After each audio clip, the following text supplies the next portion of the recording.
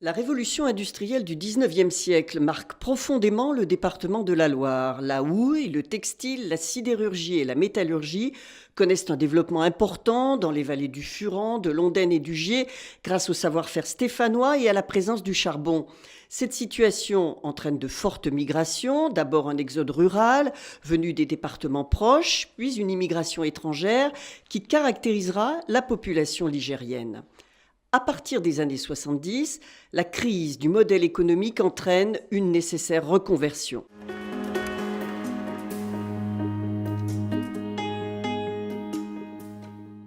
Dès la fin du XIXe siècle, l'Église se préoccupe des populations pauvres et déracinées. Elle intervient avec des œuvres typiques du catholicisme social, comme le patronage ou les cercles. À partir de 1930, la jeunesse ouvrière chrétienne, la JOC, invente un nouveau modèle de fonctionnement, ouvert à tous, influencé par l'éducation populaire et la pédagogie participative, notamment la formation par l'action. La JOC va investir des lieux d'animation, de rencontres et d'entraide, et le modèle centre social s'implante à Valbenoît, Solor ou encore Lavieux.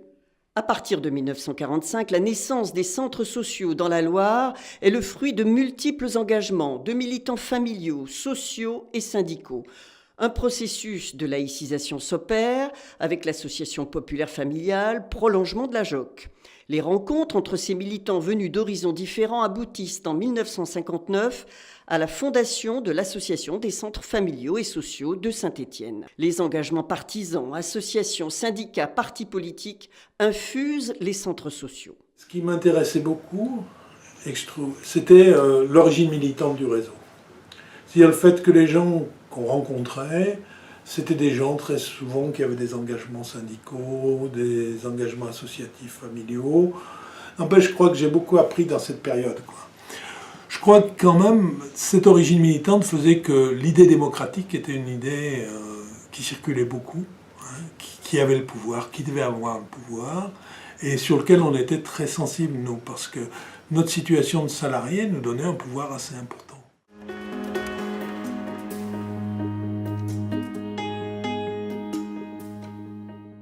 Rapidement, les centres sociaux se développent dans la Loire. 14 en 1966, 3 ans plus tard, on en compte 21. Ils se regroupent parfois localement pour avoir plus de poids. Dès 1966, centres sociaux, syndicats, associations de regroupement et la CAF, la Caisse d'allocation familiale de Saint-Étienne, réfléchissent à une fédération départementale qui serait à la fois un outil pour échanger, informer, former et un levier pour activer des financements publics et représenter tout un réseau auprès des politiques. Les fondateurs édifient leur mouvement sur 2 piliers. Éducation populaire, qui tient à son indépendance vis-à-vis du pouvoir, et égale participation des groupes sociaux et des citoyens à la vie politique, économique et sociale. Ils invitent les habitants à agir sur leur cadre de vie en recherchant l'équilibre entre intérêt général et aspiration particulière. En avril 1969, naît la Fédération des centres sociaux de la Loire. Gaston Ménard, formé à la JOC, est le premier président.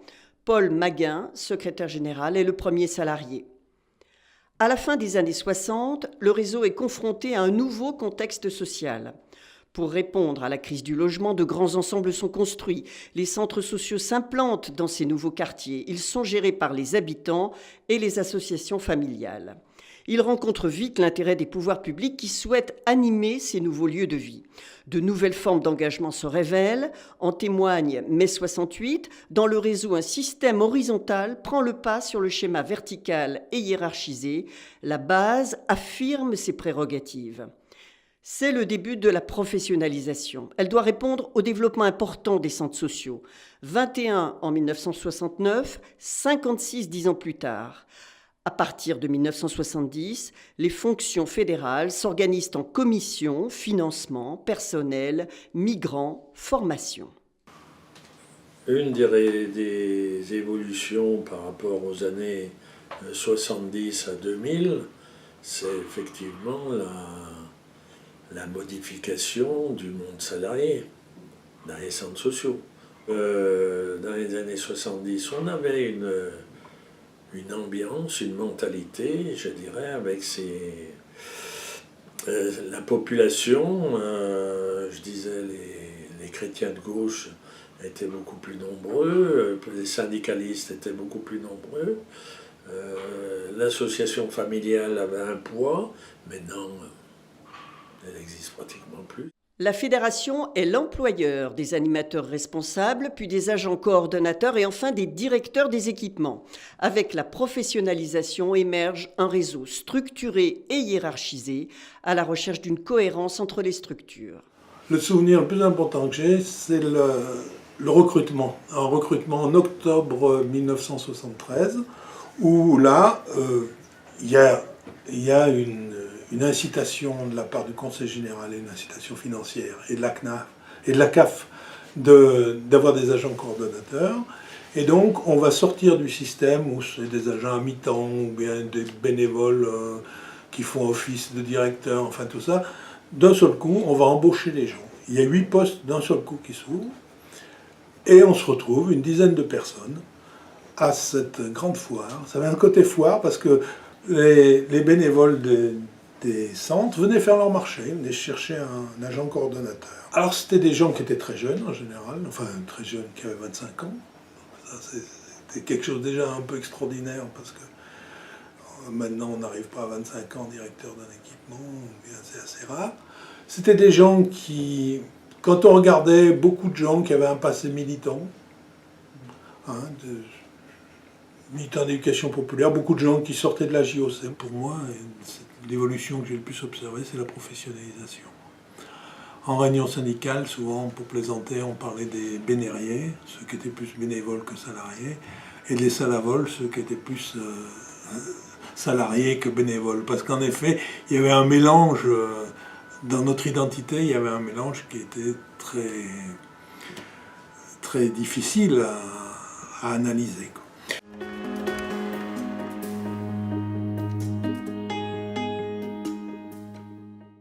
En 1975, les grilles de salaire apparaissent. Le président Gaston Ménard et les syndicats du réseau signent avec la fédération des accords départementaux.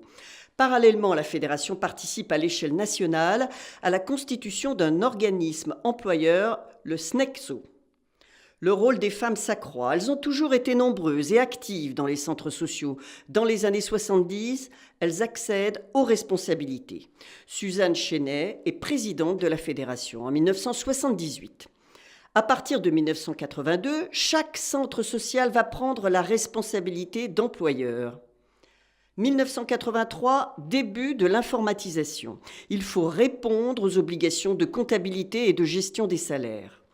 La collaboration des deux fédérations, Rhône et Loire, permet l'émergence du réseau des centres sociaux à l'échelle rhône-alpine. C'est la préfiguration de l'Union Rhône-Alpes des centres sociaux, l'URAX. La fédération met en place des cycles de formation autour du renouvellement du projet social.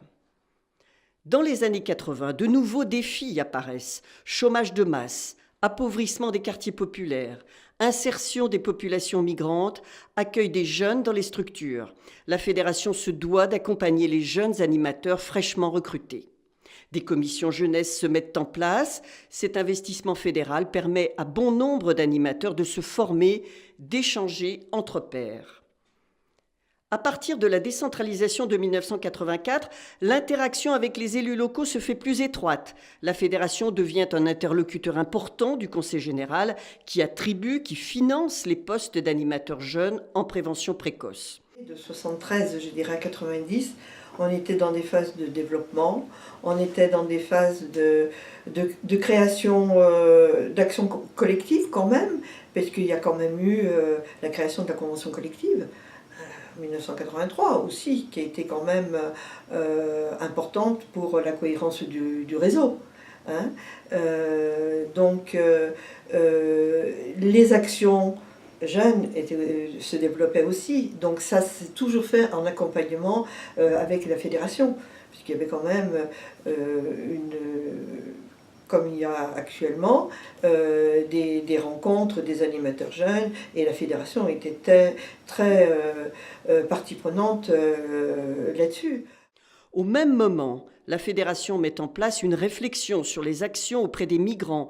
Les centres sociaux initient expérimentations, projets comme chantier d'insertion, terrain d'aventure, ateliers de restauration, appartement relais. Un des moments forts de la vie du réseau, ça a été la mise en place en 81, il me semble, au niveau des centres sociaux de la Loire, piloté par la Fédération des centres sociaux. On avait mis en place ce qu'on appelait les stages d'insertion, donc une quinzaine, quelquefois une vingtaine de jeunes, et recrutés pour participer, pour être part prenante en fait, dans leur cursus de formation et accompagner vers l'emploi. Donc là, c'était mis en place quelque chose d'assez innovant au niveau des centres sociaux. Les dates marquantes, c'est ces actions mises sur le terrain. On n'avait aucune idée de ce qu'était un terrain d'aventure.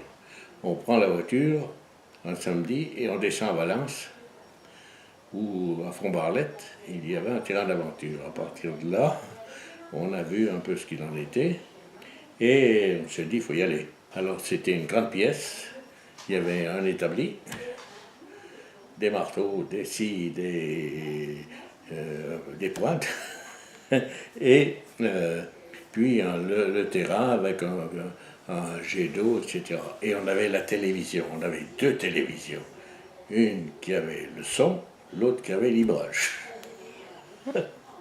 On n'avait pas de sous, c'était comme ça. Le terrain d'aventure a permis, d'une part, que les hommes se rendent compte qui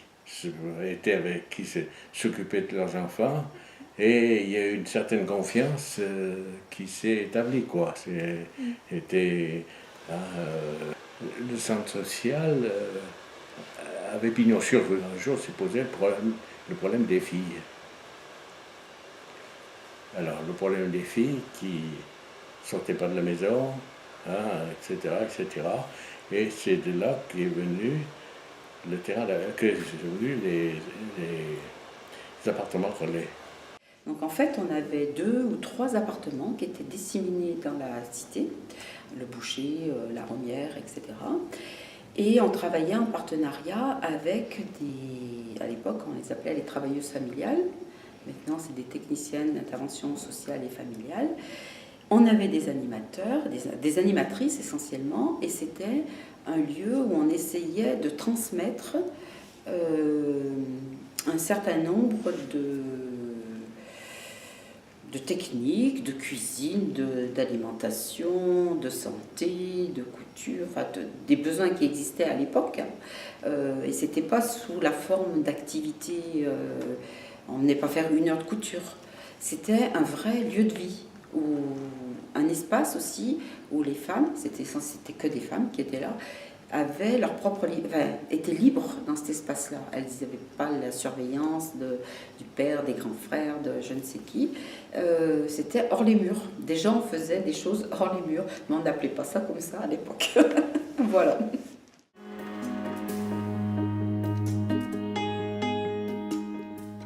Une nouvelle génération prend la relève des fondateurs. André Bernon devient président en 1982, Colette Maussier en 1986, Norbert Mallet en 1993. Elle affrontera cette génération des changements importants dans cette période. De 1985 à 1987, une nouvelle procédure d'agrément des centres sociaux est mise en place. La CAF écrit et codifie un projet social qui insiste sur l'évaluation. Chaque centre social est lié à la CAF par un contrat de 3 ans. En 1991, les subventions prestations de services de la CAF de Saint-Étienne ne transitent plus par la fédération. Elles sont versées directement aux centres sociaux qui doivent démontrer leur autonomie, leur singularité. Les associations de regroupement disparaissent progressivement. Les derniers contrats de travail des directions sont transférés au centre. Le réseau apparaît plus morcelé. Les associations de regroupement ont dû disparaître. La fédération s'est quand même pas mal impliquée pour l'association de Saint-Étienne, puis ça a été la première association qui a disparu. Il a fallu aider certains centres. Il y avait des centres qui n'avaient aucun problème dans leur autonomie, et puis il y en a d'autres qui avaient de grosses difficultés. Et là, on a commencé de trouver les premiers dépôts de bilan. Alors une date marquante, personnellement, et pour l'association des centres sociaux, c'était décembre 92. Donc c'est à ce moment-là qu'a été prononcée la dissolution de l'association des centres sociaux du Chambon-Feugerolles et du même coup mon licenciement de l'association et de la fédération. Et oui, ça a été une date marquante par la lutte qu'il y a eu. Vraiment, je crois que c'est des souvenirs de manifestations au Chambon-Feugerolles, dans la Loire, des manifestations suivies. Et je crois que la cerise sur le gâteau, ça a été l'Assemblée générale de l'association, où ce jour-là, 300 personnes se sont mobilisées et sont venues à l'association. Le fait qu'il y ait un regroupement de centres sociaux, ça permettait plus de moyens, plus de mise en commun et on peut dire plus de force, ça sûrement. Donc c'était regrettable que cette association disparaisse, enfin, vraiment. Et peut-être que la suite a prouvé que l'association a disparu, les centres ont disparu peu de temps après, enfin, ou quelques années après plus justement, quelques années après. Le réseau réagit face à ces difficultés et invente de nouveaux moyens. En 1993 est voté un pacte de réseau pour réguler les relations entre les centres et la fédération. Ensemble, ils mettent en place un fonds de garantie pour aider les centres en difficulté de trésorerie. En 1994, la fédération adopte le principe proposé par la Fédération nationale du devoir d'intervention des fédérations auprès des centres sociaux. L'arrivée importante des dispositifs instaure une logique institutionnelle très descendante, segmentée, prescriptive. Pour être reconnu et fonctionner, chaque centre social doit répondre à de multiples dispositifs. L'équilibre économique du réseau est ébranlé. La fédération a du mal à contenir les effets de cette déstabilisation.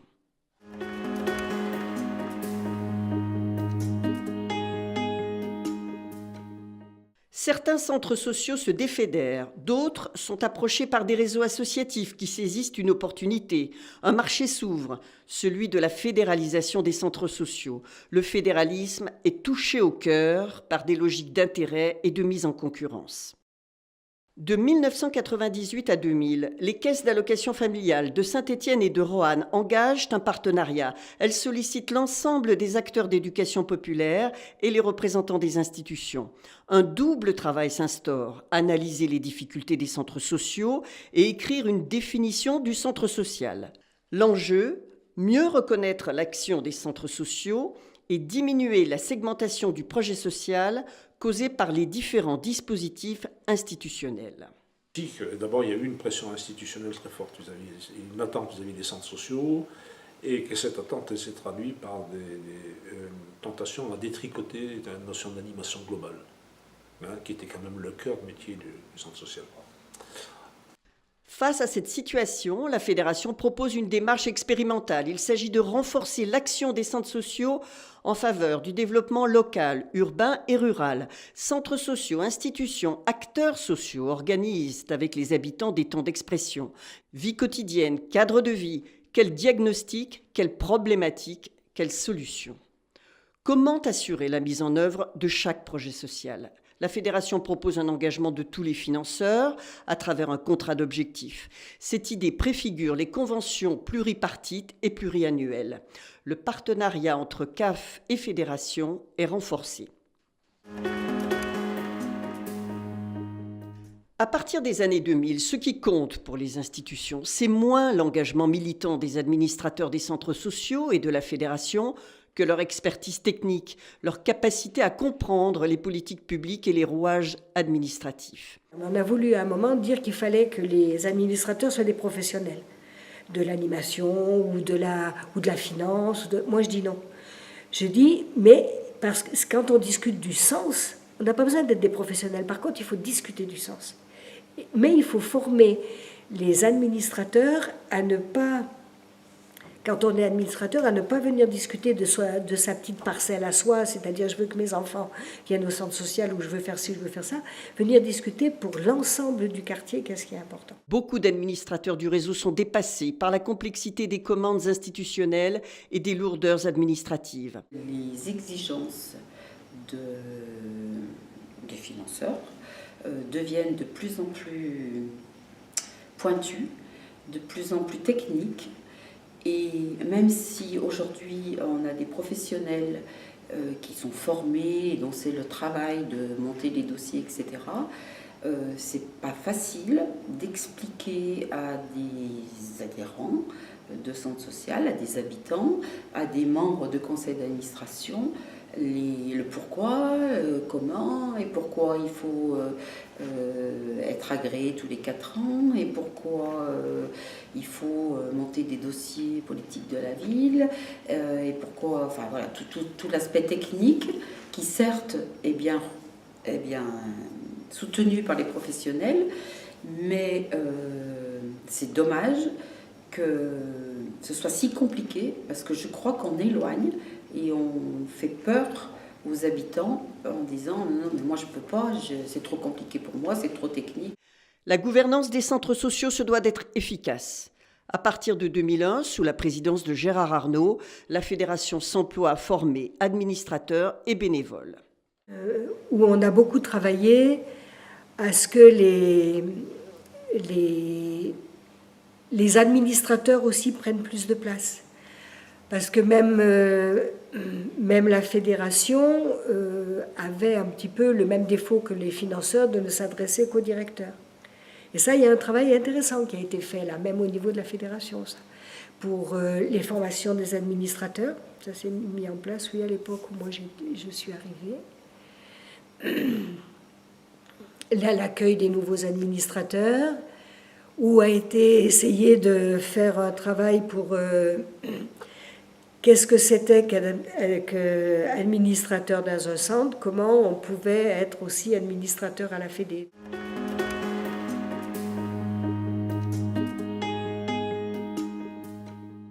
La fédération s'organise, crée des outils de suivi budgétaire des centres, de l'analyse de gestion, du soutien aux ressources humaines. Elle réalise des audits sur des territoires.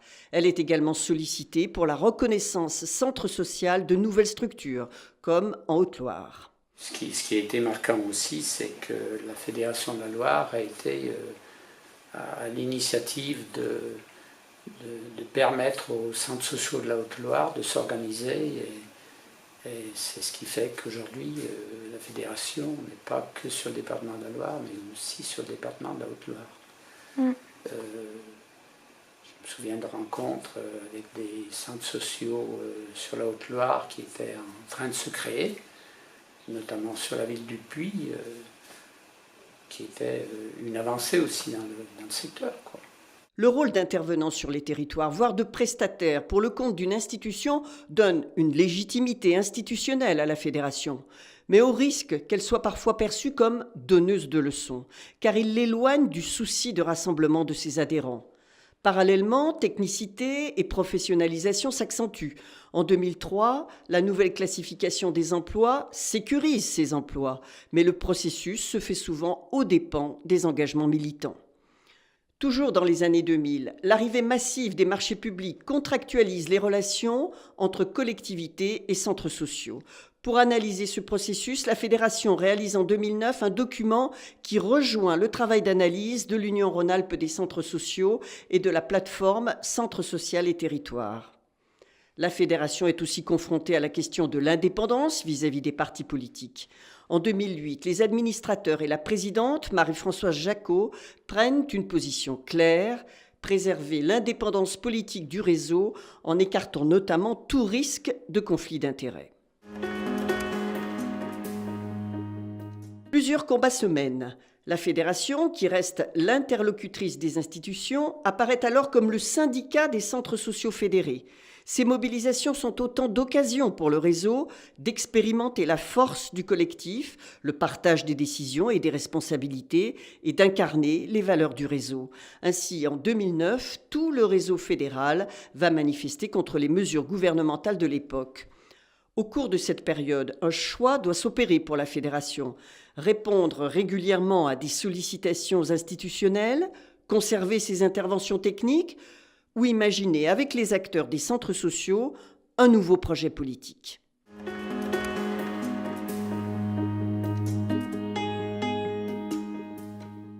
En 2010, l'arrivée d'une nouvelle déléguée générale relance le débat sur le fédéralisme. Une évolution importante, c'est d'être passé, ou d'être en train de passer, parce que c'est encore le cas, d'une fédération de services à une fédération d'acteurs en mouvement.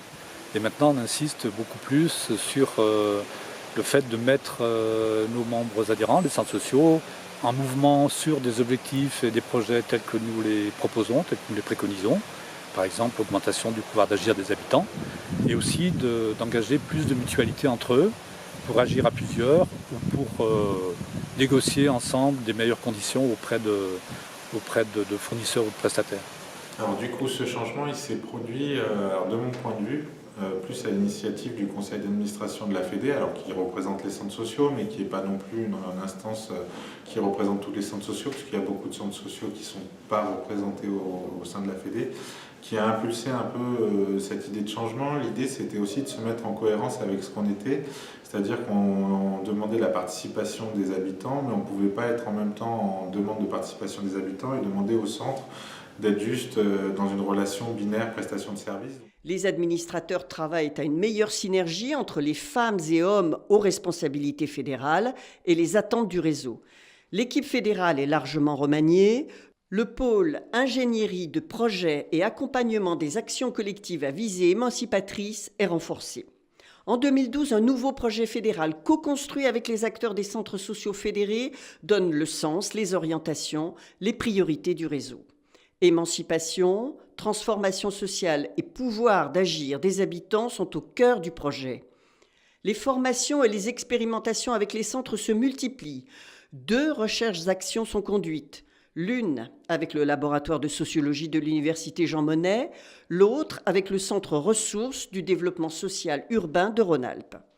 Cette dynamique résonne tout particulièrement avec un contexte social devenu très difficile après la révolte de la jeunesse des quartiers en 2005 et la crise économique de 2008.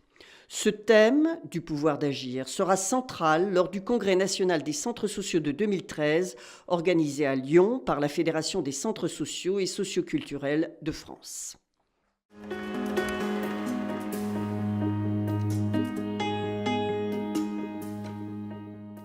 Donc en 2010, à l'arrivée de Julie, nouvelle déléguée générale, compte tenu de ce qui s'était passé précédemment dans le réseau, nous avons décidé en binôme, elle-même et moi, de rencontrer tous les centres sociaux, d'abord pour que les centres connaissent la nouvelle déléguée générale, et puis pour voir quelles étaient les attentes à ce moment-là des centres sociaux par rapport à la fédération. Ça a été un moment très chouette, parce que les centres ont réalisé que le personnel changeait quand même au niveau fédéral, le mode de travail risquait de changer, les attentes des centres pouvaient être prises en compte différemment, et donc ça a été un gros moment après de synthèse. Pour les bénévoles et les salariés des centres sociaux, le projet fédéral est une ressource. La fédération devient le levier incontournable qui capitalise les forces, met en commun les énergies, est reconnu et pèse collectivement. Ce nouveau fédéralisme sera soutenu par 2 réseaux, régional et national. Les journées professionnelles de l'animation globale et les universités d'été avec l'Union Rhône-Alpes des centres sociaux vont imprégner davantage le projet fédéral et les projets des centres sociaux de la Loire et de la Haute-Loire. Dans les années 2010, ces nouvelles orientations se traduisent aussi sur le terrain par des mobilisations, des manifestations. Plusieurs exemples. En 2013, la réforme des rythmes scolaires. Les centres sociaux fédérés engagent le débat autour de l'approche éducative et pédagogique. Alors, la période 2013, 2014, 2015, voire même jusqu'à présent, puisque les temps périscolaires viennent juste d'être supprimés, la fédération s'est trouvée confrontée à son implication, enfin l'implication des centres sociaux derrière, dans la prise en charge de ces temps périscolaires. Personne n'avait été préparé à ce qu'on propose que les classes soient ouvertes mercredi matin. J'ai souvenir quand même que j'avais beaucoup insisté en tant que présidente de la CAF, en leur disant que de toute façon il fallait qu'ils y aillent. Beaucoup de centres sociaux ont joué le jeu. Ça a été un travail énorme pour eux. Ils ont rapproché l'activité, notamment enfants, d'une autre manière, puisque c'était dans le cadre scolaire, parce qu'ils étaient dans le cadre scolaire. Le gouvernement a décidé de supprimer ces temps périscolaires et de revenir à la semaine des 4 jours. Bon, il faut reconnaître que les parents, quand même, n'ont jamais apprécié cette... bon, voilà. Donc, mais voilà, bon, donc les centres sociaux étaient obligés à nouveau de se réadapter à la nouvelle organisation. Et ils l'ont fait, donc ils ont ça prouve aussi qu'ils ont des capacités d'adaptation quand même relativement importantes. Autre exemple, en 2015, les attentats terroristes posent la question du vivre ensemble, à laquelle nombre de centres sociaux dans les quartiers sont confrontés. Certains sollicitent la fédération qui va mettre en place avec eux des formations sur les thèmes de la laïcité et du vivre ensemble. Enfin, autre exemple, 2017, fin des contrats aidés, tous les réseaux d'éducation populaire se mobilisent contre la mesure. 500 personnes iront manifester dans les rues de Saint-Étienne.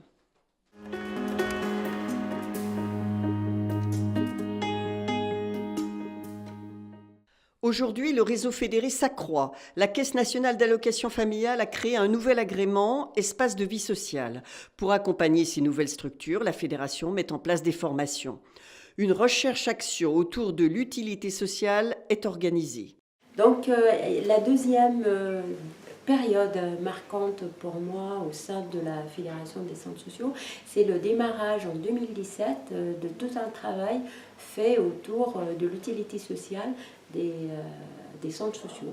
Donc, ce qui me semble assez important parce qu'en fait c'est vrai qu'un centre social fait énormément de choses, énormément d'actions en destination de l'ensemble des habitants, on peut dire de 7 à 77 ans, puisqu'en fait tout le monde s'y retrouve et selon les territoires, et que c'est très difficile de quantifier ce que nous apportons, ce que les centres sociaux apportent à la population. Et donc le fait de faire ce travail, ça permet de valoriser le travail fait. Toujours en synergie avec les centres, la fédération se saisit également de la question du bien vieillir. En 2018, enfin, elle s'engage avec des partenaires et le réseau national dans une démarche expérimentale autour de la prévention des risques psychosociaux au sein des directions. Autre volonté, ouvrir le conseil d'administration fédéral. Il s'agit d'élargir les modes de recrutement. Une idée est adoptée, le tirage au sort, à partir de listes de personnes issues des centres. Une spécificité de la Fédération des centres sociaux, pour moi, c'est la pratique de tirage au sort sur la liste de tous les administrateurs des centres sociaux, parce que ça permet d'avoir une meilleure mixité au sein du conseil d'administration de la Fédé. Par exemple, moi, si je n'avais pas été tirée au sort, je n'aurais jamais pu faire la démarche par moi-même pour intégrer le conseil d'administration de la Fédé. Et là, j'ai cette chance et je suis très très contente parce que j'ai découvert des choses. C'est une bonne façon pour un administrateur d'un centre social d'être utile à son centre, c'est-à-dire faire le lien, être formé. La fédération mène avec les 7 autres fédérations de Rhône-Alpes et l'Union Rhône-Alpes des centres sociaux une recherche-action autour des modèles de gouvernance. Aujourd'hui, le mouvement des Gilets jaunes soulève des questions de justice sociale qui entrent, pour beaucoup d'entre elles, en résonance avec celles exprimées par le réseau fédéré. La volonté de démocratie participative notamment. Expérimenter de nouvelles formes de démocratie et de solidarité. Contribuer à la justice sociale, à l'émancipation des personnes et des collectifs. Faire vivre l'écologie et le bien commun. Face à ces enjeux, les centres sociaux doivent veiller à rester ancrés dans leur territoire. La fédération, les centres avec les habitants, imagineront ensemble des réponses pour les 50 prochaines années. Du coup, 50 ans, on n'est plus sur quelque chose qui se découvre et du coup, on est sur quelque chose de vraiment marquant sur la Fédé, du moins entre guillemets, puisque 50 ans, c'est aussi des passages. Dans l'imaginaire collectif, les 50 ans, ça installe. Là, ça y est, on a passé un cap. Là. Voilà. Et en même temps, 50 ans, et du coup, on va arriver sur qu'est-ce qu'on peut souhaiter. 50 ans, ça peut être un âge où on se fiche et ça peut être un âge où on se réinvente. Et du coup, c'est peut-être le moment de se dire comment on fige quelque part le fait de se réinventer tout le temps. Et d'être un peu sur cette mécanique de ne pas rester sur ses acquis et de de pouvoir toujours se dire comment on met des agitateurs au sein de notre réseau pour le dynamiser. On souhaite d'abord un bon anniversaire à tout le monde, et puis que ça continue et que ça se développe, et surtout que toute cette notion de pouvoir d'agir des habitants, cette notion de travail hors les murs, ça prenne de plus en plus d'ampleur.